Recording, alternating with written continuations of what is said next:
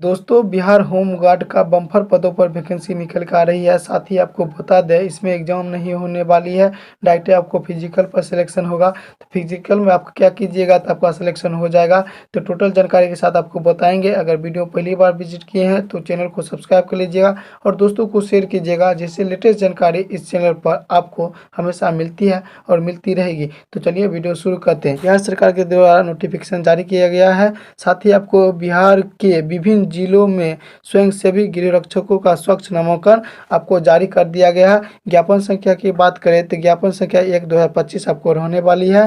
साथ ही आपको बता दें, ये आपको कितने पदों पर वैकेंसी निकल के आ रही है, तो आपको 15,000 पदों पर वैकेंसी आपको निकल के आ रही है। उसी तरह आपको अलग अलग जिलों में कोटिवार दिया गया है, वो आप अच्छी तरह से समझ लीजिए। उसके बाद फॉर्म भरिएगा। फॉर्म भरने के लिए कब से दिया गया वो भी आपको हम जानकारी बताएंगे। देखिए, अलग अलग जिलों में आपको दिया गया। टोटल आपको 15,000 पदों पर वैकेंसी निकल के आ रहे हैं, जिसमें आपको महिलाओं के लिए आरक्षण दिया गया है और पिछड़े वर्ग को महिला है तो उसको भी आरक्षण दिया गया, और स्वतंत्रता सेनानी के पोता पोती है उसको भी सिलेक्शन इसमें होगा। तो टोटल जानकारी के साथ आप समझिए। ये आपको बता दें, ये आपको 15,000 पदों पर वैकेंसी निकल के आ रही है, जिसमें महिलाओं के लिए 5,094 पद है और स्टार दिया गया है। कहने का मतलब ये हुआ कि बढ़ भी सकता है और घट भी सकता है महिलाओं के लिए। उसी तरह आपको बता दें, इसमें देख लिए नोट में दिया गया, वो आप समझने की कोशिश करिएगा। नोट में देखिए, अरवल जिला एवं पुलिस जिला नवगछिया तथा बगहा में रिक्त शून्य है। उसके बाद देखिए क्या करा, गृह रक्षकों का स्वच्छ नामांकन जिला स्तरीय मेगा सूची के अनुसार जिलावार किया जाएगा। कहने का मतलब ये हुआ कि आपका गृह रक्षकों का स्वच्छ नामांकन जिलावार ही किया जाएगा। अदर कास्ट बच्चे इसमें फॉर्म अप्लाई नहीं कर सकते हैं। साथ ही आपको ये होम डिस्ट्रिक्ट होने वाली है, तो जिला बाय जिला आप फॉर्म भरिएगा, ठीक ना। तथा बिहार आरक्षण नीति के तहत अनुसूचित जाति, अनुसूचित जनजाति, पिछड़ा वर्ग, थर्ड जेंडर सहित अत्यंत पिछड़ा वर्ग, पिछले वर्ग की महिला, आर्थिक रूप से कमजोर वर्ग, महिला के प्रतिद्वंद्वित्व हेतु समन्वय प्रशासन विभाग बिहार पटना द्वारा समय समय पर निर्गत परिपत्र में ज्ञापन की तिथि तथा निहित प्रावधान लागू होंगे। जितने भी है अत्यंत पिछड़ा वर्ग, आर्थिक रूप से कमजोर, ट्रांसजेंडर, उस पर आपको परिपत्र में ज्ञापन की तिथि तक निहित प्रावधान लागू होंगे, ठीक ना। इस क्रम में स्वतंत्रता सेनानियों के पोता पोती नाती नातनी को समन्वय प्रशासन विभाग बिहार पटना द्वारा निर्गत परिपत्र के आलोक में आरक्षण अनुमान होगा। ये सब आपको बिहार प्रशासन के विभाग के द्वारा आपको होगा और उसके हिसाब से आपका आरक्षण मान होगा, ठीक ना। आपको स्वच्छ नामांकन हेतु इसमें दिया गया है, स्वच्छ नामांकन हेतु अर्हता है, जिसमें आपको कौन कौन बच्चे फॉर्म अप्लाई कर सकते हैं, कितने एज की लिमिट के बच्चे फॉर्म अप्लाई कर सकते हैं, वो दिया गया है, ठीक ना। देखिए क्या करें, अभ्यर्थी बिहार के अस्थायी निवासी होंगे। ये आपको बिहार के लिए ओनली दिया गया है, बिहार के बच्चे ही फॉर्म अप्लाई कर सकते हैं, ठीक ना। उसके बाद देखिए उम्र सीमा की बात करें तो उम्र सीमा में देखिए आपको 1/1/2025 तक सभी वर्गों के पुरुष, महिला एवं थर्ड जेंडर अभ्यर्थियों के लिए न्यूनतम उम्र 19 वर्ष एवं अधिकतम उम्र वर्ष 40 होना चाहिए। कहने का मतलब ये हुआ 1/1/2025 तक में आप 19 वर्ष के होंगे तो इस फॉर्म को भर सकते हैं और अधिकतम आपको 40 वर्ष के लिए आवेदन कर सकते हैं। शैक्षणिक योग्यता की बात करें, शैक्षणिक योग्यता में आपको दिनांक 1/1/2025 तक अभ्यर्थियों को उच्च माध्यमिक, इंटरमीडिएट, इंटर अथवा राज्य सरकार द्वारा मान्यता प्राप्त समक्ष परीक्षा उत्तीर्ण होना चाहिए। मतलब ये हुआ कि 1/1/2025 तक में आप इंटर पास हैं तो इस फॉर्म को भर सकते हैं। उसके बाद बात करें शारीरिक योग्यता के बाद, शारीरिक योग्यता में आपको अभ्यर्थियों को शारीरिक रूप से कठिन मैदानी कार्य के लिए सक्षम होना चाहिए। कहने का मतलब इसमें आपको फिजिकल पर ही मेरिट तैयार किया जाएगा, इसी में आपको सिलेक्शन होगा, ठीक है। उसके बाद देखिए शारीरिक मापदंड में, जिसमें ऊंचाई में बोल रहा है, देखिए सभी वर्गों के पुरुष अभ्यर्थी पूर्णिया एवं कोसी प्रमंडल के जिलों को छोड़कर, इसमें आपको पूर्णिया और कोसी प्रमंडल के जिलों को छोड़ के लिए न्यूनतम ऊंचाई 5 फीट 4 इंची, कहने का मतलब 162.56 सेंटीमीटर होना चाहिए। कहने के मतलब ये हुआ सभी वर्गों के लिए ऊंचाई, जिसमें पूर्णिया और प्रमंडल के कोसी हैं उसको छोड़कर 5 फीट 4 इंची, और सेंटीमीटर की बात करें तो 162.56 सेंटीमीटर होनी चाहिए, ठीक ना। उसी तरह आपको बात करें पूर्णिया एवं कोसी प्रमंडल के जिलों पूर्णिया, अररिया, किशनगंज, कटिहार, सहरसा, सुपौल एवं मधेपुरा जिला के पुरुष अभ्यर्थियों के लिए न्यूनतम ऊंचाई 5 फीट 2 इंची कहने के मतलब 57.5 सेंटीमीटर होना चाहिए। कहने के मतलब ये हुआ पूर्णिया, अररिया, किशनगंज, कटिहार, सहरसा, सुपौल एवं मधेपुरा जिला के जितने भी पुरुष अभ्यर्थी फॉर्म अप्लाई करने चाहते हैं उसका हाइट अगर बात करें तो उसको 5 फीट 2 इंची हाइट मांगा जाएगा। कहने का मतलब ये हुआ 157.5 सेंटीमीटर आपको हाइट मांगी जाएगी, ठीक ना। उसी तरह आपको बात करें सभी वर्गों की महिला अभ्यर्थी के लिए न्यूनतम आपको 153 सेंटीमीटर होना चाहिए। कहने का मतलब ये हुआ सभी महिलाओं के लिए 153 सेंटीमीटर आपको हाइट मांगा जाएगा, ठीक ना। उसके बाद समझते हैं सीना में आपको कितनी मांग रही है। सभी वर्गों के पुरुष अभ्यर्थी पूर्णिया एवं कोसी प्रमंडल के जिलों के पुरुष अभ्यर्थी को छोड़कर, कहने का मतलब सीना में आपको पूर्णिया और कोसी के प्रमंडल के पुरुष को छोड़कर बात कर रहा है, ठीक ना। के लिए सीना बिना फुलाई 31 इंच यानी 79 सेंटीमीटर होना चाहिए। कहने का मतलब ये हुआ आपको 31 इंच या 79 सेंटीमीटर आपको बिना फुलाए होना चाहिए, ठीक ना। अब पूर्णिया एवं कोसी प्रमंडल के जिलों पूर्णिया, अररिया, किशनगंज, कटिहार, सहरसा, सुपौल एवं मधेपुरा जिला के पुरुष अभ्यर्थियों के लिए बिना फुलाए सीना 30 इंची और 76 सेंटीमीटर होना चाहिए। कहने का मतलब ये हुआ पूर्णिया, अररिया, किशनगंज, कटिहार, सहरसा, सुपौल एवं मधेपुरा के जितने भी पुरुष अभ्यर्थी फॉर्म भरना चाहते हैं बिना फुला के आपको 30 इंच मांग रहा है और सेंटीमीटर में आपको बात करें तो 76 सेंटीमीटर आपको बिना फुलाए मांग रहा है, ठीक ना। उसी तरह आपको सभी वर्गों के महिला अभ्यर्थियों के लिए सीना की मापी नहीं की जाएगी। इसमें आपको महिलाओं के लिए सीना मापी नहीं की जाएगी, ठीक ना। साथ ही आपको बता दें थर्ड जेंडर के अभ्यर्थियों के लिए शारीरिक मापदंड तथा शारीरिक दक्षता परीक्षा का मापदंड महिला अभ्यर्थियों के समान होंगे। मतलब कहने के ये हुआ थर्ड जेंडर को भी फॉर्म भरिएगा तो महिलाओं के लिए जो है वही आपको भी रूल लागू किया जाएगा, ठीक ना। और चरित्र की बात करें, देखिए इसमें चरित्र दिया गया है। चरित्र में अभ्यर्थी का नैतिक चरित्र स्वच्छ होना चाहिए। कहने का मतलब आपको व्यवहार अच्छा होना चाहिए, ठीक ना। उसके बाद समझते हैं 7 नंबर में क्या करा है। गृह रक्षकों का स्वच्छ नामांकन इस शर्त के साथ किया जाएगा कि अभ्यर्थी कम से कम 3 वर्ष की सेवा गृह रक्षा वाहिनी बिहार को देने का सहमत है।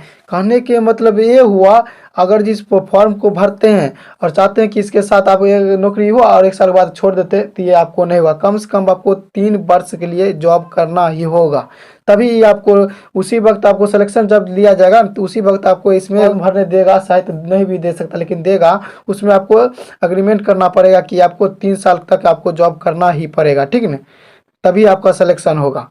उसके बाद समझते हैं कि ऑनलाइन आवेदन प्रक्रिया, ठीक ना। गृह रक्षक के पद पर नामांकन हेतु ऑनलाइन आवेदन पत्र प्राप्त किए जाएंगे। ये आपको ऑनलाइन ही फॉर्म भरा जाएगा, ठीक ना। ऑनलाइन आवेदन पत्र भरने के लिए वेबसाइट, ये आपको वेबसाइट है, इस पे जाकर आप फॉर्म भर सकते हैं, ठीक ना। पर दिनांक 27/3/2025 से दिनांक 16/4/2025 के मध्य रात्रि तक खुला रहेगा। कहने के मतलब आपको आवेदन 27/3/2025 से शुरू है और साथ ही आपको 16/4/2025 के रात बजे तक ये आपको वेबसाइट खुला रहेगा। उसके बीच आप आवेदन कर सकते हैं, ठीक ना।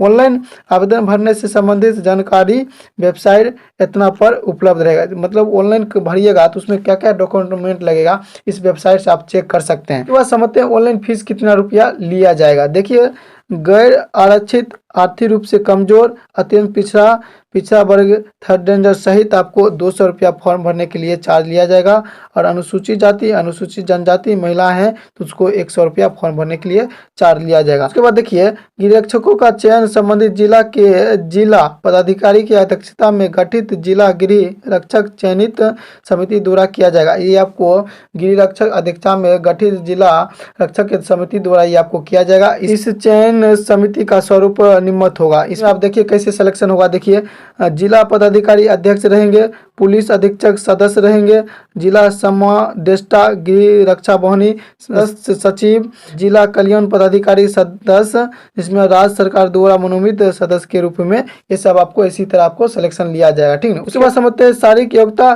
दक्षता परीक्षा। 1 नंबर देखिए क्या करा है। शारीरिक योग्यता दक्षता परीक्षा जिला स्तर पर आयोजित की जाएगी जो कुल 15 अंकों की होगी, ठीक ना। उसी तरह आपके 2 नंबर देखिए शारीरिक योग्यता दक्षता परीक्षा क्रमबद्ध होगी जो निम्नलिखित है, ठीक ना। उसी तरह देखिए कॉम क्या कर रहा है, देखिए समझिए, गौर से समझिएगा तभी आपको सिलेक्शन होने से 100% बदल सकते हैं, ठीक है। देखिए अभ्यर्थियों के बायोमेट्रिक रजिस्टर एवं सत्यापन के उपरांत सर्वप्रथम दौड़ होगा। पहले आपको दौड़ होगा, ठीक ना। निर्धारित समय में दौड़ पूरा नहीं कर पाने वाले अभ्यर्थी असफल घोषित कर दिए जाएंगे। इसमें आपको समय दिया जाएगा, उस समय के अंदर आप नहीं दौड़ पाते हैं तो उसको असफल घोषित कर दिया जाएगा, ठीक ना। आगे की प्रतिस्पर्धाओं में भाग नहीं ले सकते। उसके बाद आगे जो होगा उसका सिलेक्शन में भागीदारी आपको नहीं लिया जाएगा, ठीक ना। दौड़ में सफल अभ्यर्थियों की ऊंचाई एवं सीने की मापी होगी। दौड़ने के बाद आपको सफल अभ्यर्थी जो भी हैं उसको ऊंचाई और सीने की नापी की जाएगी, ठीक है। जिन अभ्यर्थियों की ऊंचाई एवं सीने की मापी निर्धारित मापदंड से कम होगी उन्हें असफल घोषित कर दिया जाएगा। कहने का मतलब ये हुआ, जिन अभ्यर्थियों के सीना और ऊंचाई में आपको कम होगी उसको असफल घोषित कर दिया जाएगा, ठीक ना। एवं वो आगे की प्रतिस्पर्धाओं तथा ऊंची कूद, लंबी कूद एवं गोला फेंक में भाग नहीं ले सकते हैं। उसी तरह आपको आगे की प्रोसेस में भाग नहीं ले सकते हैं, ठीक है। गौ की बात करें, देखिए गौ में क्या कर रहे हैं, ऊंची कूद, लंबी कूद एवं गोला फेंक सभी प्रतिस्पर्धाओं में अलग अलग अधिकतम 5 अंक होंगे। प्रत्येक अभ्यर्थियों को ऊंची कूद, लंबी कूद एवं गोला फेंक तीनों प्रतिस्पर्धाओं में अधिकतम 3 मौका दिया जाए। कहने का मतलब ये हुआ कि ऊंची कूद, लंबी कूद एवं गोला फेंक में आपको 3 मौका दिया जाएगा। उसके बाद आपको सिलेक्शन नहीं होता है तो आपको रिजेक्ट कर दिया जाएगा और आगे के प्रोसेस के लिए आपको भागीदार नहीं दिया जाएगा, ठीक है। और घ नंबर की बात करें, यदि कोई अभ्यर्थी शारीरिक परीक्षा की निर्धारित तिथि एवं समय पर उपस्थित नहीं होते हैं तो उन्हें दूसरी तिथि को मौका नहीं दिया जाएगा। इसमें एक बात अच्छी कह दी गई, जिन विद्यार्थियों का किसी कारणवश छूट जाता है तो आपको फिर से मौका नहीं दिया जाएगा। ये अच्छी तरह से आप समझ लीजिएगा, ठीक ना। उसके बाद समझते हैं कितना दौड़िएगा तो कितना नंबर आपको मिलेगा। तो देखिए वो आपको प्रोसेस हम बताते हैं। पुरुष एवं महिला अभ्यर्थियों के लिए दौड़, ऊंची कूद एवं गोला फेंक के मापदंड एवं अंकों के प्रावधान निम्नलिखित होंगे। देखिए आपको कैसे कैसे नंबर दिया जाएगा। देखिए पुरुषों के लिए क्या कह रहा है, 1 मील 1600 मीटर की दौड़ के लिए समय सीमा मिनट के अंदर पूरी करनी होगी। कहने के मतलब आपको मिनट के अंदर आपको 1600 मीटर या 1.6 किलोमीटर आपको दौड़ करनी पड़ेगी, ठीक है। 6 मिनट से अधिक समय लेने वाले अभ्यर्थियों को असफल घोषित किया जाएगा। 6 मिनट से अधिक समय आप लेते हैं तो आपको असफल घोषित कर दिया जाएगा, ठीक ना। उसी तरह आपको देखिए महिलाओं की बात करें और थर्ड जेंडर की बात करें, दौड़ में 800 मीटर की दौड़ 5 मिनट के अंदर पूरी करनी होगी। कहने के मतलब ये हुआ कि 800 मीटर की दौड़ आपको 5 मिनट में दौड़ के पूरी करनी पड़ेगी, ठीक है। 5 मिनट से अधिक समय लेने वाले अभ्यर्थियों को असफल घोषित किया जाए। कहने के मतलब 5 मिनट से आप ज़्यादा समय लेते हैं तो आपको असफल घोषित कर दिया जाएगा, ठीक है। आपको ऊंची कूद की बात करें, पुरुष के लिए 4 फीट से कम मारते तो आपको 0 अंक दिया जाएगा, और 4 फीट मारते तो आपको 1 अंक दिया जाएगा, और 4 फीट 3 इंच मारते हैं तो आपको 2 अंक दिया जाएगा, और 4 फीट 6 इंच मारते हैं तो आपको 3 अंक दिया जाएगा, 4 फीट 9 इंच मारते हैं तो आपको 4 अंक दिया जाएगा, और 5 फीट मारते हैं तो आपको 5 अंक दिया जाएगा। इसी तरह आपको महिलाओं के लिए ऊंची कूद की बात करें, 3 फीट से कम मारते हैं तो आपको 0 अंक दिया जाएगा, 3 फीट मारते हैं तो 1 अंक दिया जाएगा, 3 फीट 3 इंची मारते हैं 2 अंक दिया जाएगा, 3 फीट 6 इंची मारते हैं तो आपको 3 अंक दिया जाएगा, और 3 फीट 9 इंच मारते हैं तो आपको 4 अंक दिया जाएगा, और 4 फीट मारते हैं तो आपको 5 अंक दिया जाएगा। ये ऊंची कूद के लिए थी, और थर्ड जेंडर के लिए भी सेम ही रहने वाले। उसी तरह आपको लंबी कूद की बात करें पुरुष के लिए, तो लंबी कूद में देखिए आपको 12 फीट तक फेंकते हैं तो आपको 0 अंक दिया जाता है, और 12 फीट से अधिक 13 फीट फेंकते हैं तो आपको 1 अंक दिया जाएगा, और 13 फीट से अधिक 14 फीट फेंकते हैं तो आपको 2 अंक दिया जाएगा, 14 फीट से अधिक 15 फीट फेंकते हैं तो आपको 3 अंक दिया जाएगा, 15 फीट से अधिक 16 फीट फेंकते हैं तो आपको 4 अंक दिया जाएगा, और 16 फीट से अधिक आप फेंकते हैं तो आपको 5 अंक दिया जाएगा। उसी तरह आपको महिलाओं के लिए 18 जेंडर की सेम रहने वाली है। और 9 फीट आप फेंकते हैं तो आपको 0 अंक दिया जाएगा, 9 फीट से अधिक एवं 10 फीट फेंकते हैं तो आपको 1 अंक दिया जाएगा, 10 फीट से अधिक एवं 11 फीट फेंकते हैं तो आपको 2 अंक दिया जाएगा, 11 फीट से अधिक एवं 12 फीट फेंकते हैं तो आपको 3 अंक दिया जाएगा, 12 फीट से अधिक एवं 13 फीट फेंकते हैं तो आपको 4 अंक दिया जाएगा, 13 फीट से अधिक फेंकते हैं तो आपको 5 अंक दिया जाएगा। ये आपको महिलाओं के लिए सेम रहने वाली है, और ट्रांसजेंडर की भी आपको सेम रहने वाली है। उसी तरह आपको पुरुष के गोला फेंक की बात करें तो 16 पाउंड का गोला आपको फेंकना पड़ेगा। इसमें आपको 16 फीट फेंकते हैं तो आपको 0 अंक दिया जाएगा, 16 फीट से अधिक 17 फीट फेंकते हैं तो आपको 1 अंक दिया जाएगा, 17 फीट से अधिक 18 फीट फेंकते हैं तो आपको 2 अंक दिया जाएगा, 18 फीट से अधिक एवं 19 फीट फेंकते हैं तो आपको 3 अंक दिया जाएगा, 19 फीट से अधिक 20 फीट फेंकते तो आपको 4 अंक दिया जाएगा, और 20 फीट से अधिक आप फेंक देते तो आपको 5 अंक दिया जाएगा, ठीक ना। 16 पाउंड का गोला रहेगा। उसी तरह महिलाओं की बात करें तो 10 फीट फेंकते तो आपको 0 अंक दिया जाएगा, और 10 फीट से अधिक 11 फीट फेंकते तो आपको 1 अंक दिया जाएगा, 11 फीट से अधिक 12 फीट फेंकते तो आपको 2 अंक दिया जाएगा, 12 फीट से अधिक 13 फीट फेंकते तो आपको 3 अंक दिया जाएगा, 13 फीट से अधिक एवं 14 फीट फेंकते हैं तो आपको 4 अंक दिया जाएगा, और 14 फीट से अधिक आप फेंकते हैं तो 5 अंक दिया जाएगा टोटली। इसी पर आपको मेरिट बनाया जाएगा और इसी पर आपका सिलेक्शन होगा। तो ये आप अच्छी तरह से कर लीजिएगा और एक अभी से तैयारी में लग जाइए, ठीक ना। ये नहीं कि फॉर्म भरने के बाद करेंगे तो नहीं, अभी से तैयारी में लग जाएगा। अभी से करिएगा तो आपको एक्सपीरियंस ज़्यादा बढ़ जाएगा, सिलेक्शन होने की चांस बढ़ जाएगा। और आपको लास्ट में एक अच्छी बात बताएंगे कि कैसे करिएगा तो आपको सिलेक्शन होगा, ठीक ना, वो आपको आगे बताएंगे। उसके बाद समझते हैं मेगा सूची कैसे बनाई जाएगी। तो मेगा सूची की बात करें तो आपको इस तरह मेगा सूची बनाई जाएगी कि जिस जिला में जितना वैकेंसी है उसका 1.5 गुना आपको मेगा सूची के लिए तैयार किया जाएगा। और साथ ही आपको बता दें समान अंक आने पर कि इसमें का पहले सिलेक्शन होगा, वो देखिए आपको इसमें दिया गया। देखिए क्या कर रहा है, शारीरिक योग्यता दशा में 2 या 2 से अधिक अभ्यर्थियों के समान अंक प्राप्त करने की दशा में अधिक उम्र वाले अभ्यर्थी का स्थान मेगा सूची में उच्चतर रखा जाएगा।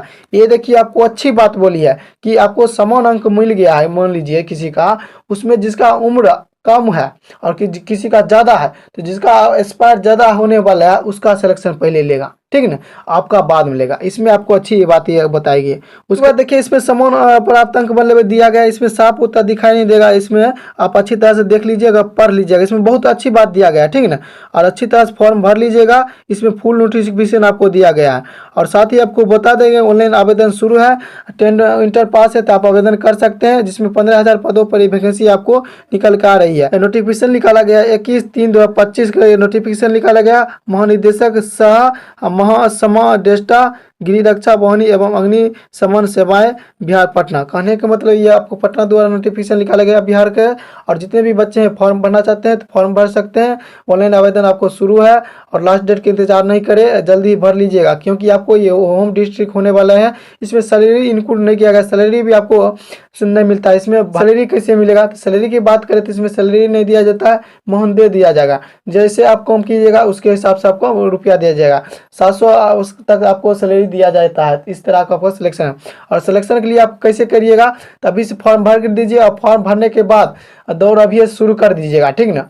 आप उसी पर आपका सिलेक्शन होगा। और साथ ही आपको बता दें जिसका समान रहेगा तो जिसका उम्र ज़्यादा है उसका पहले सिलेक्शन होगा। साथ ही आपको बता दें 12th में जिसका नंबर ज़्यादा है उसका सिलेक्शन होने के चांस ज़्यादा है। और फिजिकल आप थोड़ा कम पास करिएगा तो हो जाएगा, लेकिन 12th में अगर नंबर ज़्यादा है तो उसका सिलेक्शन ज़्यादा होगा, ठीक ना। और कोई भी जानकारी आपको अच्छी लगे तो कमेंट करिएगा, और कोई भी डाउट है तब भी आप कमेंट करिएगा। ऐसे ही वीडियो देखने के लिए मेरा यूट्यूब चैनल सब्सक्राइब कर लीजिएगा। Thank you for watching. जय हिंद दोस्तों, मिलते हैं नेक्स्ट क्लास।